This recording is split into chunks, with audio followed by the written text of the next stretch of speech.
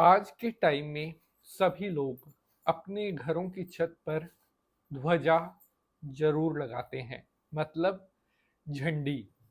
और आप भी इस एपिसोड को देख रहे हैं तो आपके मन में भी ये जिज्ञासा है कि घर पर ध्वजा लगाने का क्या फल होता है, यह आप जानना चाहते हैं।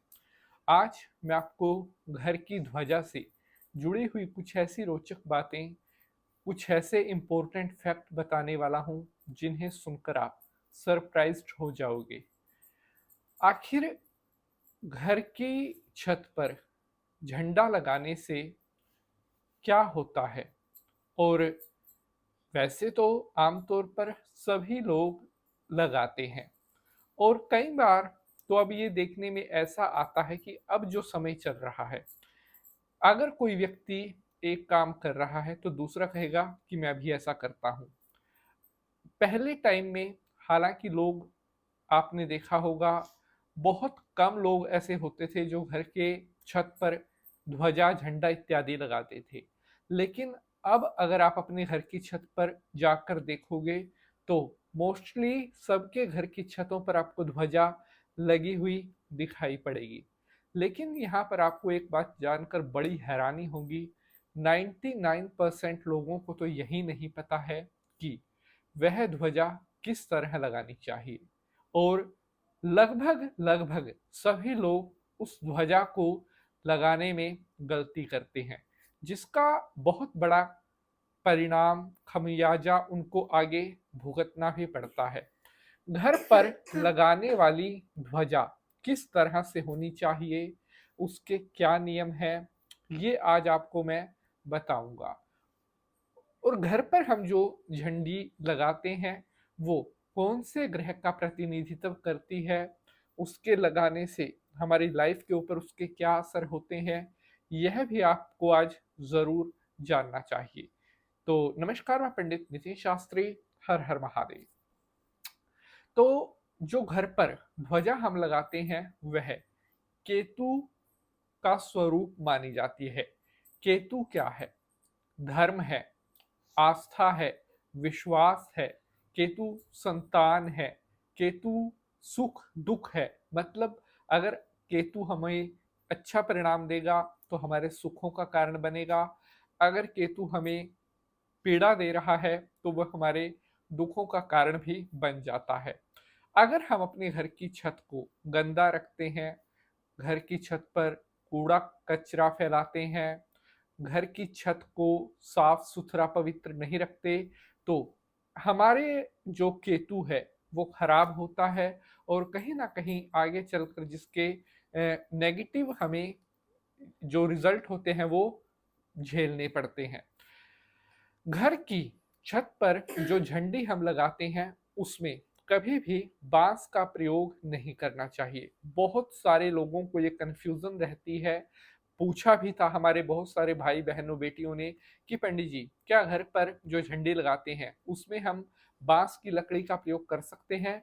तो कभी नहीं करना चाहिए, क्योंकि आप देखिए हमारे हिंदू धर्म में पूजा पाठ में जो धूप है वो बांस की प्रयोग नहीं की जाती। उसी तरह से घर पर लगने वाली ध्वजा में जो लकड़ी, जो आप डंडे का इस्तेमाल करेंगे वह बांस का बना होना नहीं चाहिए। दूसरा, कई लोग क्या करते हैं, वो लोहे का पाइप लेकर उसी में लगा देते हैं, जबकि ये भी गलत है। घर पर लगने वाली ध्वजा में सबसे ज्यादा जो शुभ मानी गई है वो देवदार की लकड़ी कही गई है, आम की लकड़ी कही गई है, या फिर आप उसकी जगह जो है अपना अमरूद, उसकी लकड़ी ले सकते हैं। ये लकड़ियां लेनी शुभ मानी जाती हैं। घर की जो ध्वजा है वो साफ सुथरी होनी चाहिए। मतलब आपके घर की छत पर जो झंडी लहरा रही है वो अच्छी अवस्था में होनी चाहिए। अगर वो मान लीजिए कहीं से फट गई है, वो लटक गई है और फिर भी वो लगी हुई है, तो ऐसे में कहीं ना कहीं आपका केतु खराब हो जाएगा। और जब केतु खराब हो जाएगा तो वो हमारी सुख शांति समृद्धि के दुखों का कारण भी बनता है। हमारे जो हमारे पास जो वेल्थ आएगी वो आने में प्रॉब्लम्स आएगी, हमारे ऊपर धन का कर्ज हो सकता है। इसीलिए जो पुरानी ध्वजा होती है, अगर आपकी पुरानी ध्वजा फट गई है तो उसे तुरंत बदलकर और पुरानी ध्वजा को चाहे तो आप किसी पेड़ के नीचे विसर्जित कर दें या चलते हुए पानी में प्रवाहित कर दें। उसकी जगह पर आपको नई ध्वजा लगा देनी चाहिए और जितनी आपके घर की ध्वजा अच्छी होगी और बढ़िया होगी, उतना ज़्यादा कहते हैं पताका, ये एक परचम होता है जो हमारा लहराता है। आप कोई भी काम करोगे उसमें केतु आपको बहुत हेल्प करेगा।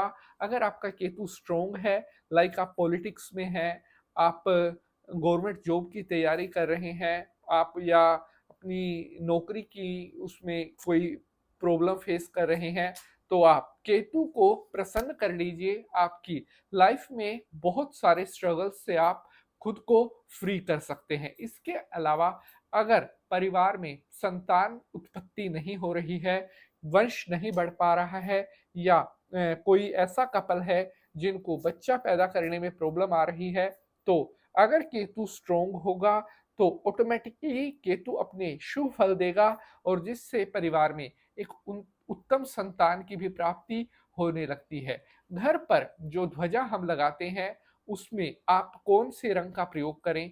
लाल रंग सबसे शुभ कहा गया है। आप पीले रंग की ध्वजा का प्रयोग कर सकते हैं, केसरिया ध्वजा लगा सकते हैं, लेकिन बहुत से लोग क्या करते हैं, नीला, हरा, इस तरह के इन इन रंगों का हमारे धर्म में कहीं पर कोई आपको उल्लेख नहीं मिलता है। सबसे शुभ जो 3 रंग हमारे हिंदू धर्म में कहे गए हैं, पहला है लाल, दूसरा है पीला और तीसरा है केसरिया। इन तीनों में से आप कोई भी रंग सिलेक्ट करके अपने घर की ध्वजा पर लगा सकते हैं। और जिन घरों पर ध्वजा लगी होती है, जिस तरह से आसमान में आपकी ध्वजा लहराएगी, परचम आपका लहराएगा, उसी तरह से आपकी जिंदगी में भी तरक्की, सुख शांति, मान सम्मान, समृद्धि हमेशा बढ़ती रहेगी। तो अगर आपका कोई प्रश्न है कमेंट में पूछना। अगर एपिसोड पसंद आया है तो इसे लाइक शेयर जरूर करना। मिलेंगे न्यू वीडियो में किसी नए विषय के साथ। हर हर महादेव।